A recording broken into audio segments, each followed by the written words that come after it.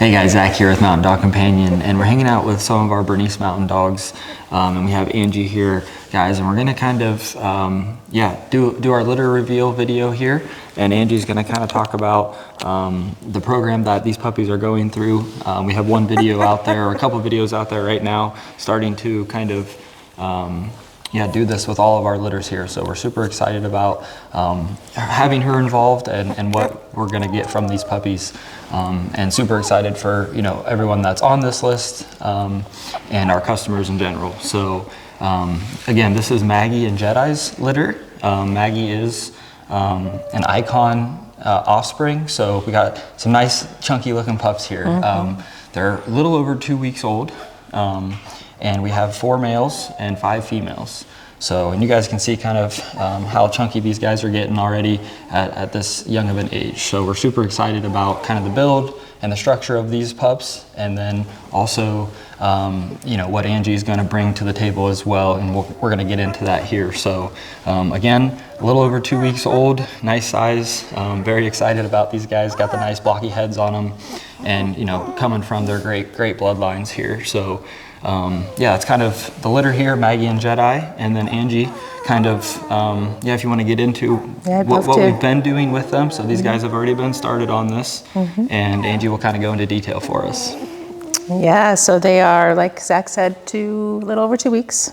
I believe 16 days. 16 days. 16 days. That means that they have gone through ENS and ESI. ENS stands for early neurological stimulation. What that is a change in the blood flow within the puppy's body.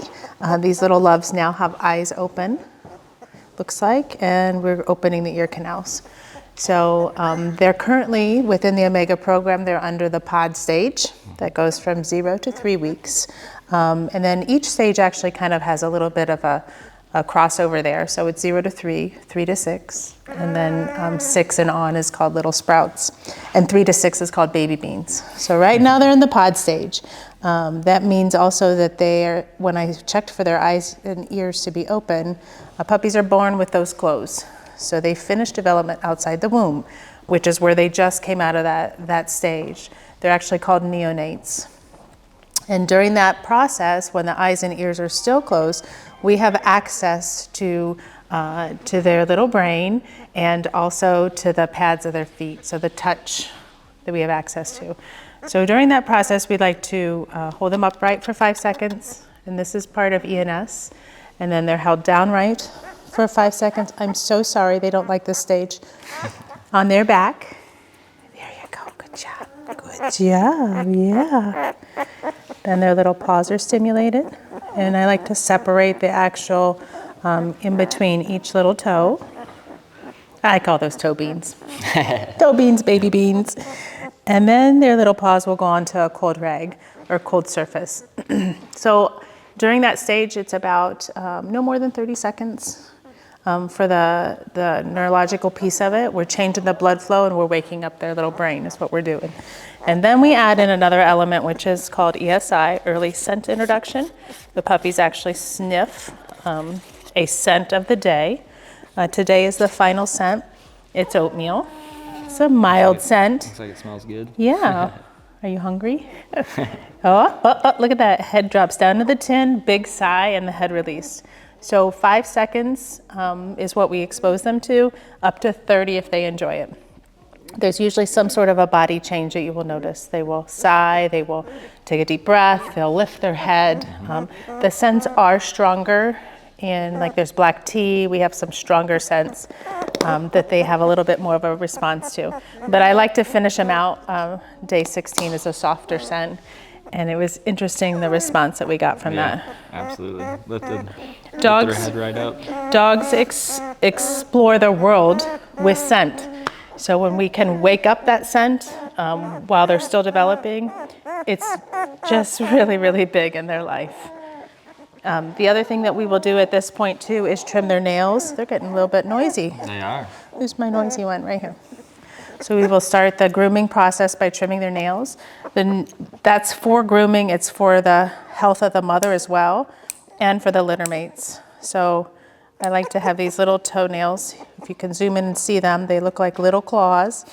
We trim that off so that in case, at this point when they start to nurse, they're going to start palpitating like for the milk to come down, and that way we don't get any chances of any openings under the mother.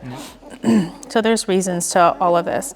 But the next stage they're going to move into after day 16 is they're going to just kind of go to our resting period. We're going to touch them. We're going to check on them, make sure everything looks good, check little back ends, check if they've had their dew claws removed, check those little healing process there.